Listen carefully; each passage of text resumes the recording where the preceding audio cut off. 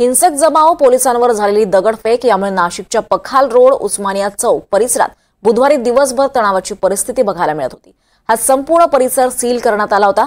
तगडा पोलीस बंदोबस्त इथे तैनात करण्यात आला होता। परिसरातील नागरिकांमध्ये भीतीचं वातावरण पसरलं होतं।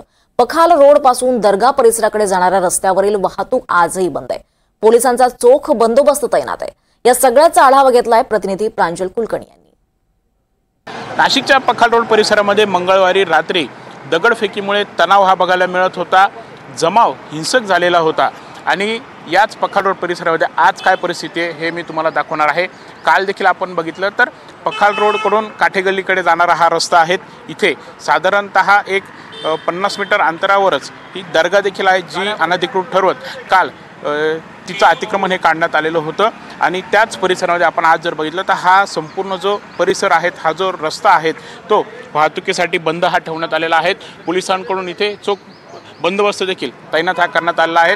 आपण इकडे जर बघितलं तर आज देखील या भागातील कोणतीही दुकानं असतील ती व्यावसायिकांनी उघडलेली नाही आहेत। ठिकठिकाणी बंदोबस्त हा तैनात करण्यात आलेला आहे।